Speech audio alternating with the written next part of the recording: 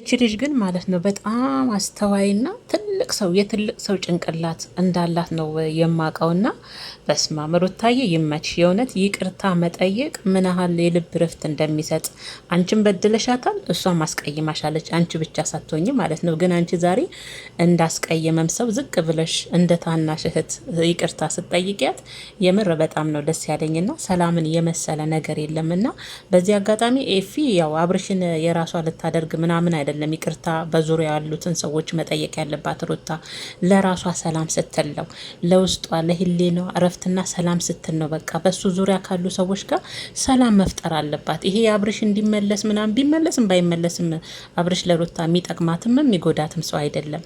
ግን ደግሞ እንዳለችውም ደግሞ በመሀላቸው የማያለያያቸው ዘር አለ፣ ደም አለ፣ ፍሬ አለ፣ ሉልዬን የመሰለ ሸጋ አለና በዛ ምክንያት ነው የሁለቱ እርቅ ደስ ያለኝና ቡዜም ያው በጊዜው አጥፍታለች፣ ብዙ ነገር ተናግራታለች፣ ሩታን ብዙ አስቀይማታለች። ዛሬ መቼም የቡዜና የሩታ እርቅ መፍጠር መቼም ለብዙዎቹ ያው ምቾት አይሰጣም፣ ሄርሜላን ጀምሮ ማለት ነው። ግን ቢሆንም ደግሞ ሰላም መፍጠርን የመሰለ ነገርና ይቅር መባባልን የመሰለ ነገር የለምና በዚህ አጋጣሚ ማለት ነው እኛ ብዙ ጊዜ ትልቁ ስህተታችን ምንድን ነው? አጥፍተንም አላጠፋንም ሰውን ዝቅ ብለን ይቅርታ ስንጠይቅ መሸነፍ አይደለም። በነገራችን ላይ ይቅርታ የሚጠይቅ ልብ ራሱ አሸናፊ ነውና እኔ ሩታዬን በዚህ መልኩ ነው ያየውሽና ይቅርታ አጠያየቅሽ፣ ንግግርሽ ደግሞ ቅመም እኮ ነሽ። የእውነት አርቦሽ ምን ይላሉ መሰለሽ? አሰል ይላሉ።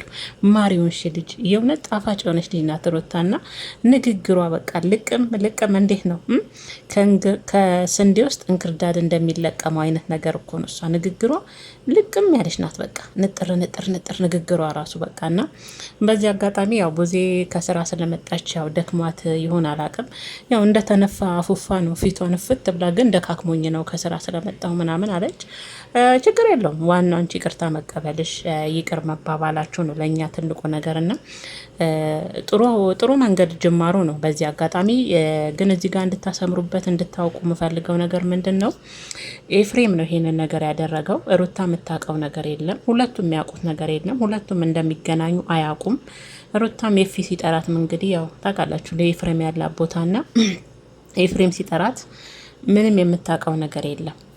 ቡዜ እንደምትገኝ ለይቅርታ ይሁን ምንም የምታውቀው ጉዳይ የለም። እችኛዋም እንደዛ ማለት ነው እና እችም ያው እንደ ታላቅ ተቀብላለች። እኔ የሚያጠፋሁት ነገር አለ ይቅርታ ብላ ሩታዬን ይቅርታ ጠይቃለች። እኔ በእውነት ለመናገር በጣም ነው ደስ ያለኝ። ምክንያቱም ይቅርታ መደራረግ ትልቅ ነገር ነው። በቃ ይሄ አብርሽ እሷ አይሁን ወደ እሷ ይምጣ የሚባል ነገር እኛ ጋር አይነፋም። ምክንያቱም ህይወት ይቀጥላል። አብርሽ ስለሌለ የሩታ ህይወት አይቋረጥም። አብርሽ ስለመጣ ደግሞ ይሄ የሩታ ህይወት ይቀጥላል ማለት አይደለም። ህይወት ምን ጊዜም ከፋችሁም ተደሰታችሁም አዘናችሁም ተከዛችሁም ህይወት ትቀጥላለች እስትንፋስ እስካለች ድረስ። እንኳን እችን የመሰለች ቆንጅዬና ውብ ሸበላ ልጅ ቀርቶ ማለት ነው። ግን ከምንም ነገር ቢሆን ግን አሁን እኔ ይሄ ማለት ኤፍሬም ላይ የሰማሁት ነገር አሁን አብርሽ እንዲመለስ በዙሪያ ያሉ ሰዎችን ይቅርታ መጠየቅ እንዳለባት ነው። እሷም እዚህ ጋር በደንብ አርጋ አስረግጣ ለኤፍሬም ነግረዋለች።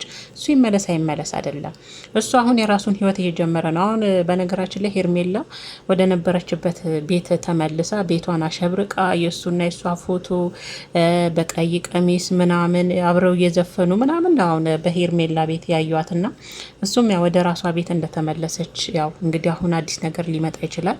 ልጁ ይመስለኛል እንግዲህ አዲስ ነገር የምትለው እርግዝና ይመስለኛል። እና ሲቀጥል ደግሞ አብርሽ ስሜቱ ይቀየራል በማለት እንግዲህ ዛሬ የምግብ ጠረጴዛው አልቀረም፣ ሶፋው አዳዲስ ይመስሉኛል። በዚህ አጋጣሚ አሁን እያዩት ነበርና ሶፋው አልቀረ፣ የወንበር ጠረጴዛው አልጋው አልቀረ፣ ምኑ አልቀረ። ለተመልካች ሁሉንም ገላልጣ ስታሳይ ነበር የፈረደበት ተመልካች ማለት ነውና በዚህ አጋጣሚ እሱ በቃ የራሱን ህይወት መብቱ ነው፣ እንደፈለገ ሆኖ ይምራ። በቃ እሷም ከልጆቿ ጋር ግን ከሱ ቤተሰብ ጋር ያለውን ነገር በሰላም ነው ማስኬድ ያለባት፣ በፍቅር በቃ እንኳን ከቤተሰቦቹ ጋር ከጓደኞቿ ጋር በፍጹም ከዚህ በኋላ መደራረስና መነካካት አለባት ብዬ አላስብም። በቃ እና ሲቀጥል ደግሞ ያው እሷ ቡዜ ትክክል እንደሆነችም ያው ሩታ በጊዜው ያው እኔ እንዴት አንድ ጥፋት አጥፍቼ እንዴት ትሆናለች ብዬ ነው እንጂ አንቺ ትክክል ነች ስትላት ነበረ ቡዜን ማለት ነው። እና ለማንኛውም የሰሞኑን ግርግር እንግዲህ ያው የፍቅሩም የሰላሙም የግርግሩም ሁኔታ ሜሪ ወደዛ። በእርግጥ ያው ሩታ ፈልጋ ኤፍሬምን ከቡዜ ጋር አስታርቀኝ ብላ ለምነው አይደለም። በነገራችን ላይ እንድታሰምሩበት ምፈልገው ማለት ነው። ራሱ ኤፊ ስለፈለገን ያስታረቃቸው በቃ። ሙዚየም ያው ትልቅ ሰው ስለሆነች እንደ ትልቅነቷ ከሩታ ጋር ዝቅ ብላ መመላለስ የለባትም። እውነት ነው። ይህንን መከተላለሁ እኔም እንትን እለዋለሁ እና ይሄ ነገር ለእኔ ተመችቶኛል። ቤተሰቦች ፍቅር ጥሩ ነው፣ ሰላም ጥሩ ነው። እንኳን ከተዋለዳችሁ ሰው ከሌላ ሰው ጋም ከነዛ ጋም ሰላም ፈጥራ በቃ የራሷን በራሷ ቤትም ስትመጣ የራሷን አይዲያ ፈጥራ በራሷ ስራ በቃ ጀግና ጠንክራ በራሷ ስራ ነው መምጣት ያለባትና ለእኔ ሰላም መፍጠራቸውና መታረቃቸው፣ እርቅ ማውረዳቸው፣ ይቅርታ መባባላቸው በጣም ደስ ብሎኛልና ሩታ እንደውም ከልብሽ ነው የተቀበልሽኝ፣ ግን ፊትሽ አልተፈታም እያለቻት ነበር። እሷ ደግሞ ያው እንደምታውቁት ያው ሩታና ቡዜ ሲገናኙ ቡዜ ያው ከስራ ደክሞኛለች እንጂ ያው እንደነገርኳችሁ ቅድም እንትን የሚጫወቱበትን ኳስ አስመስላ ነው ፊቷ እንዲንፍት አድርጋ ነው የምትመጣው። እና እንግዲህ ከስራ መጥቼ ነው ብላለች። ዋናው ነገር ትልቁ ነገር ሩታዬ ከአንቺ ይቅር በቃ አጥፍቻለሁ፣ ጥፋቴ ገብቶኛል። ቤት ከሄድኩ በኋላ ነው እንደውም እኔና አንቺ ያልሆነ ንግግር ተነጋግረን ጥፋተኝነት ስሜት የሚሰማኝ ብለሻልና ያንን አምነሽ ትልቁ ነገር የሰው ልጅ ያጠፋል አያጠፋም አይባልም። ቤተሰቦች አይደል? የሰው ልጅ ፍጹም አይደለም። የሰው ልጅ 100% ሙሉ አይደለም። የሆነ ጎን ጥሩ አለው፣ የሆነ ጎን ደግሞ የሚሳሳትበት ነገር አለና ዋናው ትልቁ ነገር የሰው ልጅ ምንድን ነው ብዬ ነው ማምነው፣ ዋናው ጥፋቱን ማመኑ ነው። የሰው ልጅ አጥፍቻለሁ ብሎ ሲጸጸትና ዝቅ ብሎ ይቅርታ ሲጠይቅ ያ የሚያስደስት ነገር እንጂ ለእኔ የሚያስከፋኝ ነገር አይደለምና እንግዲህ የሰሞኑን ነገር ደስ ይላል፣ ይሁን የሚያስብል ነው። እንግዲህ ከዚህ በኋላ ያለው እንግዲህ ሰላም በሰላም ከሆነ እኛ ደስ ይለናል። ዋናው የነሱ ሰላም መሆን ነው። እነሱ እኮ የፈለገ ቢጣሉ ቤተሰቦች የፈለገ ቢጋጩ የፈለገ ነገር ቢሆኑ የትም አይደርሱም። የምሬ ነው የምላችሁ። ምክንያቱም እነሱ አንድ ናቸው። አሁን እዚህ ጋር የሩታ የአብርሽ የቡዜ እያላችሁ ትከፋፈላላችሁ እንጂ ተመልካቾች እነሱ አንድ ናቸው የምር። ምክንያቱም እዛ ጋር እንዳይለያዩ እግዚአብሔር አጋምዷቸዋል።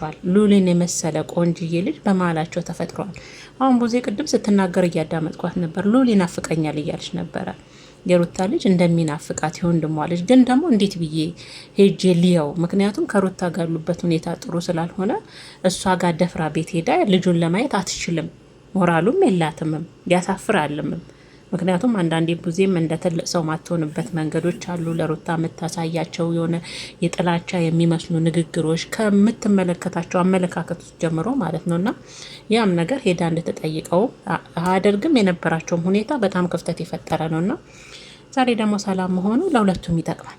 እንዴ እነሱ በነገራችን ቤተሰቦቼ አንድ ባል አግብታችሁ ልጅ ከወለዳችሁ በዛ ልጅ ምክንያት በክፉም በደጉም ከሱ ቤተሰብም እነሱም ደግሞ ከአንቺ ቤተሰብ መገናኘታችሁ አይቀርም። ይገናኛሉ በሆነ አጋጣሚ፣ በሰርግም በለቅሶም በደስታም በቃ ባለው ነገር መገናኘት አይቀርም። መሀል ላይ አንድ ዘር ከተፈጠረ ማለት ነውና ለእኔ በጣም ደስ ብሎኛል። እና እስቲ ምርጦችዬ እናንተስ ምን ትላላችሁ? ያው ከመሸ መጣውባችሁ እንዴት አመሻችሁም አልልም። እኛ ቤት ትንሽ ያው የኢንተርኔት ጉዳይ ትንሽ ሰዓቱን ጠብቆ ስለሆነ ያው ብልጭ ድርግም የሚለው ለዛ በማለት ወዲያውኑ እሱን ለመሻማት ያው ቀጥታውን የገባውባችሁ ማለት ነው ምርጦችዬ። ለማንኛውም ሰላማችሁና ጤናችሁ በዘት ትርፍርፍ ይበልልኝ። ነገ ደግሞ ያው እንዳልኳችሁ ሄርሜላና አብርሽም ያው በአዲስ ነገር ወዝ እያሉ እያዩዋቸው ነበር በሄርሜላ ቤት እንደነገርኳችሁ ማለት ነው። እና ነገ ደግሞ ምን አዲስ ነገር ይኖራል የሚለውን እንግዲህ አብረን እስከምናይ እናንተን በያላችሁበት የዓለም ዳርቻ የኔ ምርጦች የኔ ቅመሞች ሁሌም እንደምለው ማለት ነው ሰላማችሁና ጤናችሁ በዝት ትርፍርፍ ይበልልኝ።